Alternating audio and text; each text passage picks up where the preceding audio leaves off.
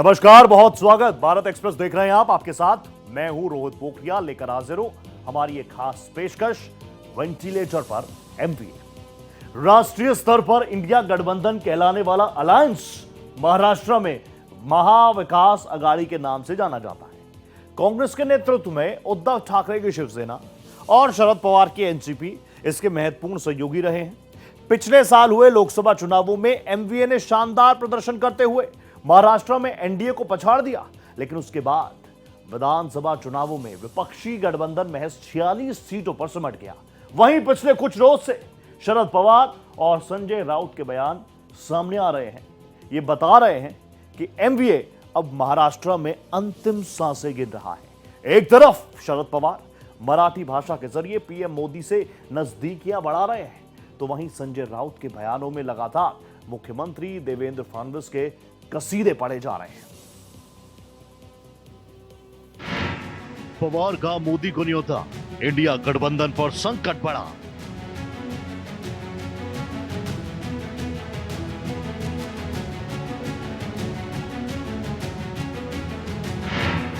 Marathi literacy event, PM Modi करेंगे उद्घाटन।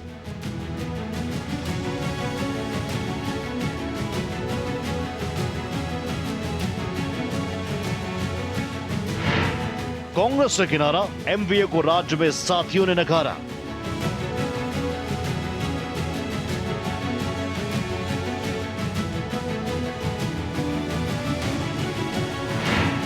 संघ के फैन हुए शरद पवार, एनसीपी को कैडर की दरकार।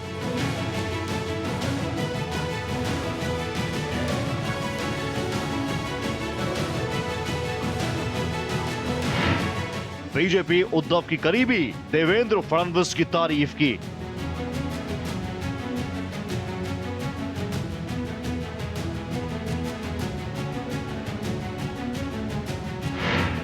शरद पवार की सीएम से बात, कांग्रेस के लिए हालात दुश्वार।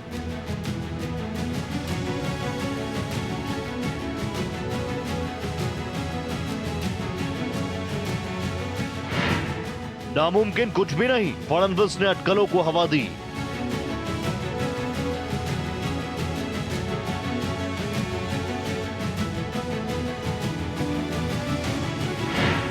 सभी साथी हुए खिलाफ, कांग्रेस के नेतृत्व वाला अलायंस बेहाल। देखिए, महाराष्ट्र में भारतीय जनता पार्टी और उद्धव ठाकरे की शिवसेना के बीच करीबियां काफी बढ़ने लगी है। राष्ट्रीय स्तर पर कांग्रेस के नेतृत्व वाले एमवीए महाविकास अघाड़ी के सहयोगी होने के बावजूद उद्धव सेना ने महाराष्ट्र के निकाय चुनाव अकेले लड़ने का ऐलान कर दिया। संजय राउत ने खुद महाराष्ट्र में इंडिया गठबंधन के अस्तित्व पर सवाल उठा दिए। दूसरी तरफ राष्ट्रवादी कांग्रेस पार्टी प्रमुख शरद पवार खुलकर राष्ट्रीय स्वयंसेवक संघ की तारीफ कर रहे हैं।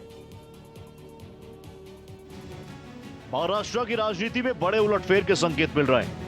सूबे की सियासत में विधानसभा चुनाव के बाद नई सियासी इबारत लिखी जा सकती है। दरअसल ऐसा इसलिए क्योंकि हाल के घटनाक्रमों को देखें तो बीजेपी से उद्धव ठाकरे की शिवसेना के बीच करीबियां बढ़ने लगी है। उद्धव सेना ने तो महाराष्ट्र के निकाय चुनाव में अकेले लड़ने का ऐलान कर दिया। पार्टी के वरिष्ठ नेता संजय राउत ने कांग्रेस पर निशाना साधा। उन्होंने कांग्रेस के नेतृत्व वाले इंडिया गठबंधन के अस्तित्व पर भी सवाल उठाए। कि कांग्रेस पार्टी की जो एक बड़ी पार्टी है हमारे अलायंस में, कि ये इंडिया अलायंस जिंदा रखे, फिर एक बार सबको एक साथ बैठकर क्या करना है, देश में कौन से मार्ग से जाना है, उसका मार्गदर्शन करे, चर्चा करे। लेकिन अब तक आफ्टर लोकसभा इलेक्शन एक भी इस प्रकार की बैठक हुई नहीं है। ये इंडिया अलायंस के लिए ठीक नहीं है। हारने के लिए केवल कांग्रेस जिम्मेवार है और बाकी उनके घटक दल जिम्मेवार नहीं है, हम इससे सहमत नहीं है। मैं मानता हूं कि सारी पार्टी उसके लिए जिम्मेवार है, उसका मंथन करे। अगर भारतीय जनता पार्टी और संघ मैनेजमेंट करती है तो गठबंधन के साथियों को भी, जो अपोनेंट में थी, उनको भी मैनेजमेंट करना चाहिए था। आखिर क्या कारण है कि लोकसभा के चुनाव में वो अच्छा परफॉर्म करते हैं, विधानसभा के चुनाव में परफॉर्म नहीं कर पाते हैं? तो केवल कांग्रेस को जिम्मेवार ठहराना शायद उचित नहीं हो।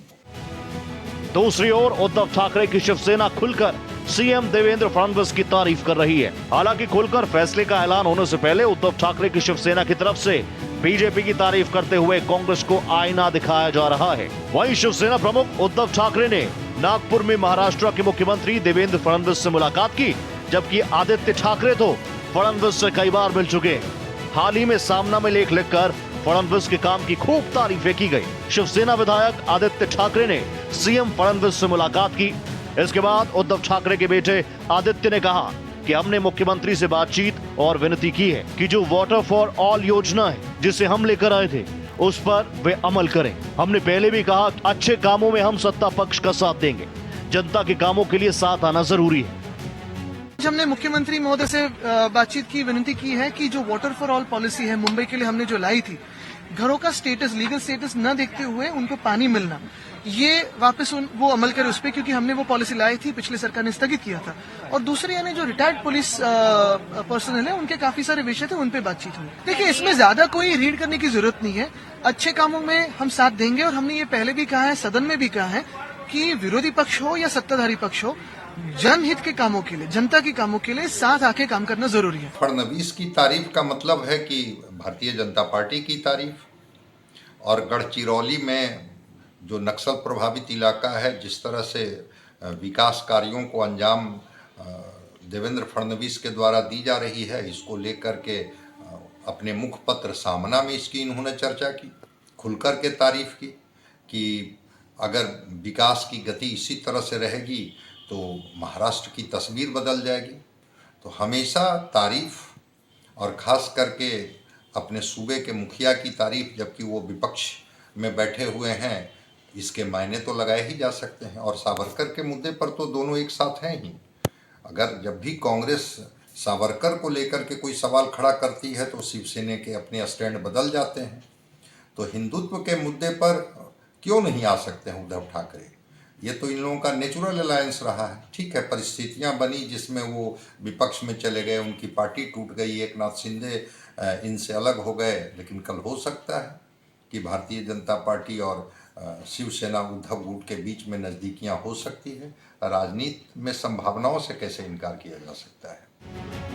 इस बीच राष्ट्रवादी कांग्रेस पार्टी प्रमुख शरद पवार ने पार्टी कार्यकारिणी की बैठक में राष्ट्रीय स्वयंसेवक संघ की सराहना की। वरिष्ठ नेता ने कहा कि संघ की वजह से ही लोकसभा में पस्त हुई महायुति को महाराष्ट्र विधानसभा चुनाव में शानदार जीत मिली। पवार ने आरएसएस के काम करने के तरीके और संघ के सदस्यों के निस्वार्थ समर्पण की जमकर तारीफ की। पूर्व केंद्रीय मंत्री ने कहा कि आरएसएस कैडर संगठन की विचारधारा के प्रति कड़ी निष्ठा रखता है। हमारे पास भी ऐसा कैडर बेस होना चाहिए जो छत्रपति शाहू महाराज, महात्मा फुले, अंबेडकर, यशवंतराव चव्हाण की विचारधारा के लिए प्रतिबद्ध हो। महाराष्ट्र की राजनीति में बड़े बदलाव के संकेतों के बीच शरद पवार ने मुख्यमंत्री देवेंद्र फडणवीस से फोन पर बात की। दोनों नेताओं ने राज्य के वर्तमान हालातों पर चर्चा की। जानकारी के मुताबिक शरद पवार और देवेंद्र फडणवीस के बीच बीड़ के सरपंच संतोष देशमुख की हत्या और परभणी हिंसा को लेकर चर्चा हुई। पवार ने कहा कि भले ही राजनीतिक विचार अलग है, लेकिन महाराष्ट्र को शांतिपूर्ण बनाए रखने की जिम्मेदारी हम सबकी है। शरद पवार ने कहा कि अकेले मुख्यमंत्री की जिम्मेदारी नहीं, दोनों नेताओं के बीच 15 मिनट तक बातचीत होने की खबर है। उधर शरद पवार द्वारा आरएसएस की तारीफ करने पर फडणवीस ने कुछ ऐसा कह दिया जिससे राज्य में राजनीतिक उथल पुथल की अटकलों को और बल मिल गया। उन्होंने पवार को चाणक्य कहा और संघ को राष्ट्र निर्माण करने वाली शक्ति बताया। शरद पवार के संघ की तारीफ करने के बाद सीएम फडणवीस के बयान ने उन अटकलों को हवा दे दी कि एनसीपी फिर से एक होकर एनडीए में शामिल हो सकती है। नागपुर में एक कार्यक्रम में फडणवीस ने शरद पवार और उनके भतीजे अजीत पवार की एनसीपी के एक होने के सवाल पर कहा, राजनीति में कुछ भी हो सकता है, राजनीतिक परिस्थितियां किसे और कहां ले जाएंगी कुछ कहा नहीं जा सकता। देवेंद्र फडणवीस को उनका जो हमने आज अभिनंदन किया है, सराहना की है। क्यों किया? एक अच्छा काम किया है सरकार ने। जरूर हम अपोजिशन में बैठे हैं, लेकिन हमारी महाराष्ट्र से नाता है, राज्य हमारा है। और इस राज्य में गढ़चिरौली जैसे जिले में जो नक्सलवाद है, वो नक्सलवादी अगर आत्मसमर्पण करते हैं और संविधान का मार्ग अपनाते हैं मुख्यमंत्री के सामने, तो उनका हम स्वागत करेंगे। शरद पवार ने संघ के मैनेजमेंट और बीजेपी के मैनेजमेंट दोनों की सामूहिक तौर पर तारीफ की। उन्होंने कहा कि जमीनी स्तर पर जिस तरह से काम किया है भारतीय जनता पार्टी ने, उसी का परिणाम उनको विधानसभा चुनाव में मिला।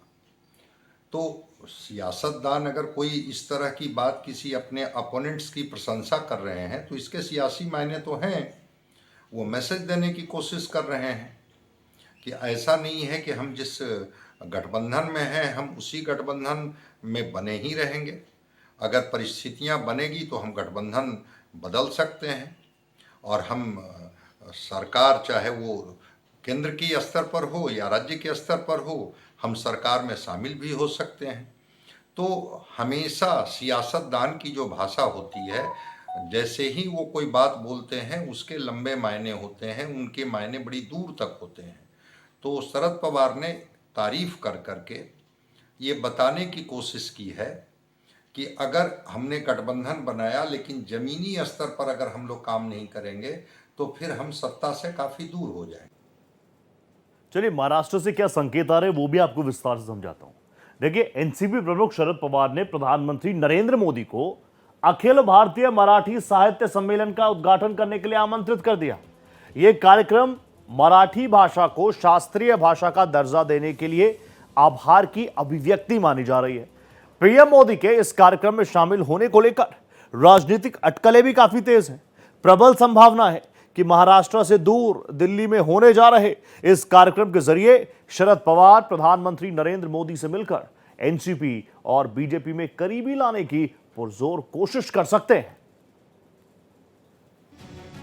एनसीपी एसपी प्रमुख शरद पवार ने प्रधानमंत्री नरेंद्र मोदी को प्रमुख मराठी साहित्यिक समारोह का उद्घाटन करने के लिए आमंत्रित किया। इस कदम को मराठी को शास्त्रीय भाषा का दर्जा देने के लिए केंद्र के प्रति आभार के रूप में देखा जा रहा है। इस निमंत्रण ने शरद पवार की राजनीतिक रणनीति के बारे में अटकलों को भी जन्म दे दिया, क्योंकि पिछले कुछ साल महाराष्ट्र चुनावों में खराब प्रदर्शन के बाद उनकी पार्टी चुनौतियों का सामना कर रही है। पीएम मोदी को अखिल भारतीय मराठी साहित्य सम्मेलन के लिए आमंत्रित किया गया।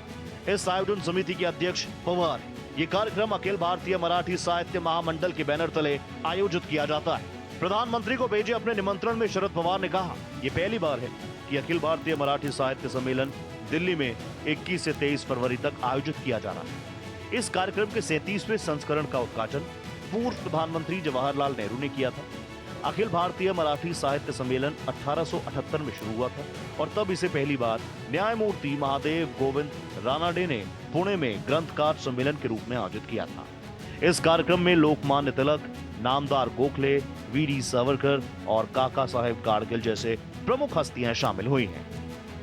जो भी पार्टी होती है, अगर वो सत्ता से बाहर चली जाती है तो उनके सामने तो कई सवाल खड़े हो ही जाते हैं।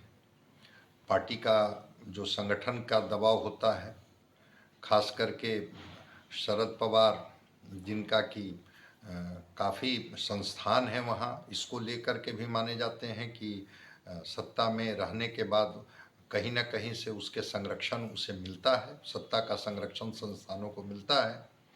उद्धव गुट भी जब सत्ता में होते हैं तो जो सत्ता का लाभ होता है वो उनको दिखता है। तो स्वाभाविक है कि विधानसभा में जिस तरह की हार इनको मिली, उससे तो इनके जो कार्यकर्ता हैं उनमें निराशा का भाव है, संगठन में कमजोरी दिख रही है। तो ये तो चाहेंगे ही, इनके बदले बदले सुर बता ही रहे हैं कि हो सकता है कि सत्ता में भागीदारी के लिए इस तरह के इनके बयान बदल गए हैं और अपनी कमजोरी, अपनी नाकामियों के लिए ये मान रहे हैं कि हमारा गठबंधन को जिस तरह से जमीनी स्तर पर काम करना चाहिए था उस तरह से काम हमारा गठबंधन नहीं कर पाया। मोदी को लेकर अपने पत्र में शरद पवार ने हाल ही में मराठी को शास्त्रीय भाषा के रूप में मान्यता दिए जाने के मद्देनजर प्रधानमंत्री के हाथों इस कार्यक्रम का उद्घाटन किए जाने की उपयुक्तता पर जोर दिया। पवार ने लिखा, हाल ही में आपके कार्यकाल के दौरान मराठी भाषा को शास्त्रीय भाषा का दर्जा देने का ऐतिहासिक निर्णय लिया गया। इस पृष्ठभूमि में ये उचित होगा कि इस वर्ष मराठी भाषा और संस्कृति के इस प्रभावशाली संगम का उद्घाटन आपके हाथों हो। हालांकि एनसीपी एचसी सहयोगी शिवसेना ने एक आलोचनात्मक दृष्टिकोण पेश करते हुए शिवसेना यूबीटी के सांसद संजय राउत ने कहा कि पिछले 30-35 वर्षों में प्रत्येक राजनीतिक नेता और मराठी को शास्त्रीय भाषा का दर्जा दिलाने के लिए काम किया। ये एक बड़ा सम्मान, यह सामूहिक योगदान के कारण है, न कि किसी एक पार्टी या किसी नेता के कारण। बता दें कि पिछले साल केंद्र सरकार ने मराठी को शास्त्रीय भाषा का दर्जा दिए जाने के बाद पवार ने कहा था 5 भाषाओं को कुलीन भाषाओं का दर्जा दिया गया और मराठी उनमें से यह मराठी भाषा और अन्य भाषाओं के लिए बेहद महत्वपूर्ण है, जिन्हें कुलीन भाषा का दर्जा मिला है। यह निर्णय थोड़ी देर से लिया गया है, लेकिन महत्वपूर्ण बात यह है कि यह निर्णय लिया गया। इससे मराठी भाषा के प्रचार और विकास में कई लाभ होंगे। जाहिर है, जिस अंदाज में शरद पवार ने प्रधानमंत्री मोदी को साहित्य कार्यक्रम का उद्घाटन करने के लिए बुलाया, उससे गहरे सियासी अर्थ निकाले जा रहे हैं। कि शिवसेना उद्धव गुट के बारे में जो खबरें आ रही हैं, उसमें लगता है कि वो अकेले चुनाव लड़ने के मूड में हैं। शायद जो उनके कार्यकर्ता हैं, संगठन है पार्टी का, वो चाहती है कि हम बीएमसी का चुनाव अपने दम पर हम लड़ें। तो अगर मुंबई नगर पालिका का चुनाव लड़ने का अगर होगा कि उद्धव गुट अपने तरीके से लड़ेंगे, अपने स्तर से लड़ेंगे, जबकि इधर तो एक गठबंधन है जिसमें एकनाथ शिंदे और भारतीय जनता पार्टी है, तो ये आमने सामने होंगे। शरद पवार गुट देखते हैं कैसे चुनाव लड़ती है, वो क्या कांग्रेस गठबंधन के साथ लड़ती है, अकेले लड़ती है। तो उद्धव गुट की चीज़ें तो साफ आ रही है कि वो नगर पालिका का चुनाव अपने दम पर लड़ना चाहती हैं, और इधर तो है। तो आमने सामने के मुकाबला में तो कांग्रेस, शरद गुट और उद्धव ठाकरे और भारतीय जनता पार्टी और एकनाथ शिंदे का गुट, तो ये चार बड़ी पार्टियों का आमने सामने का मुकाबला नगर पालिका चुनाव में हो सकता है, जिसकी संभावना है। तो आप देखिए, शरद पवार की एनसीपी और उद्धव ठाकरे की शिवसेना मुंबई निकाय चुनाव अकेले लड़ने का ऐलान पहले ही कर चुकी है। इसके संकेत और संदेश ये भी हैं कि क्या शिवसेना उद्धव ठाकरे गुट और एनसीपी शरद दादा साहेब पवार गुट ये मान चुका है कि कांग्रेस के साथ रहने से फायदे से ज्यादा उनका नुकसान है। एनसीपी सुप्रीमो शरद पवार ने संकेत दिया है कि उनकी पार्टी उद्धव ठाकरे की शिवसेना के नक्शे कदम पर चलते हुए मुंबई निकाय चुनाव अकेले लड़ सकती है। इसने महाविकास अघाड़ी में दरार की अफवाहों को बल दे दिया। मुंबई में मीडिया को संबोधित करते हुए पवार ने कहा कि इंडिया ब्लॉक का गठन केवल राष्ट्रीय स्तर के चुनावों के लिए किया गया था और नगर पालिका या राज्य चुनाव एक साथ लड़ने के बारे में कोई चर्चा नहीं हुई थी। महाराष्ट्र विधानसभा चुनावों में एमवीए की हार को लेकर चल रहे आरोप प्रत्यारोप के बीच इस कदम ने गठबंधन की एकता पर सवाल खड़े कर दिए हैं। कुछ महीने पहले ही लोकसभा चुनाव में प्रभावशाली प्रदर्शन के बाद एमवीए गठबंधन राज्य चुनावों में केवल 46 सीटें जीत सका, जिनमें से 20 शिवसेना यूबीटी, 16 कांग्रेस और 10 एनसीपी एसपी को मिली। नतीजों के बाद शिवसेना यूबीटी के नेताओं के एक वर्ग ने उद्धव ठाकरे से एमवीए से नाता तोड़ने और स्वतंत्र रूप से चुनाव लड़ने का आग्रह किया। इंडिया ब्लॉक के दलों के एक दूसरे के खिलाफ चुनाव लड़ने के सवाल पर शरद पवार ने कहा कि जब इंडिया ब्लॉक का गठन हुआ था तब केवल राष्ट्रीय मुद्दों और देश के चुनावों पर चर्चा हुई। स्थानीय निकाय चुनावों या राज्य चुनावों को लेकर कोई बातचीत नहीं हुई थी। पवार ने कहा है कि एमवीए आने वाले दिनों में बैठक करेगा जिसमें स्थानीय निकाय चुनावों के मुद्दों पर चर्चा की जाएगी और इसके बारे में उचित फैसला लिया जाएगा। जहां तक बारामती या इंदापुर नगर परिषदों की बात है तो हमने एमवीए के साथ चुनाव लड़ने पर भी विचार नहीं किया। इसका यह भी मतलब नहीं है कि हम एक साथ चुनाव नहीं लड़ेंगे। हमें इस पर एक साथ चर्चा करने की जरूरत है और जल्द ही हम एक बैठक बुलाएंगे। दिल्ली विधानसभा चुनावों पर उन्होंने कहा कि दिल्ली केजरीवाल का गढ़ है, लोगों ने उन्हें वोट दिया। हम साथ लेने के बारे में सोच सकते थे, लेकिन ऐसा नहीं हुआ। हमें लगता है कि अगर हम कर सकते हैं तो हमें केजरीवाल की मदद के लिए मिलकर काम करना चाहिए। जिस तरह से उद्धव ठाकरे की शिवसेना और शरद पवार की एनसीपी की तरफ से लगातार संकेत मिल रहे हैं, उसे देखते हुए लग रहा है कि महाराष्ट्र में कांग्रेस का साथ देने के लिए कोई तैयार नहीं, लिहाजा यहां एमवीए अलायंस लगभग पूरी तरह वेंटिलेटर पर जा चुका है।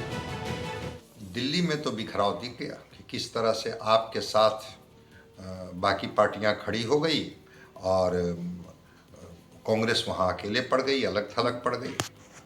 बिहार के तेजस्वी यादव कहते हैं कि इंडिया अलायंस केवल लोकसभा चुनाव के लिए था, राज्य के चुनाव के लिए नहीं था। जम्मू कश्मीर के जो मुख्यमंत्री हैं वो कुछ अलग बोल रहे हैं। तो जिस तरह से बयान के स्वर बदल रहे हैं, शरद पवार संघ और भारतीय जनता पार्टी के मैनेजमेंट की तारीफ कर रहे हैं, उद्धव गुट के संजय राउत कह रहे हैं कि फडणवीस के जो काम हैं वो सराहनीय है, इससे महाराष्ट्र एक नई ऊंचाई को छुएगा। तो इससे तो लग रहा है कि इंडिया गठबंधन लोकसभा के चुनाव तक ही था, बाकी के सब के सुर अपने अलग अलग बदले हुए। देखिए, विधानसभा चुनावों के बाद महाराष्ट्र की राजनीति में बड़ा उथल पुथल हुआ है। महाविकास अघाड़ी में शामिल तीनों दलों के नेता एक दूसरे पर वार पलटवार कर रहे हैं और इसी दौरान शरद पवार ने विपक्षी गठबंधन के कट्टर विरोधी संगठन राष्ट्रीय स्वयंसेवक संघ की भी उनकी भूमिका की तारीफ कर दी और इससे सियासी गलियारों में अटकलों का बाजार बेहद गर्म हो गया। महाराष्ट्र की 5 बड़ी राजनीतिक पार्टियों के निशाने पर अब सिर्फ और सिर्फ कांग्रेस है और कांग्रेस के नेतृत्व पर ही देश में इंडिया गठबंधन खड़ा हुआ है, इसलिए वहां पर भी कांग्रेस के अस्तित्व पर सवाल उठ रहे हैं। इसी के साथ हमारी इस खास पेशकश में फिलहाल इतना ही। दीजिए इजाजत, नमस्कार।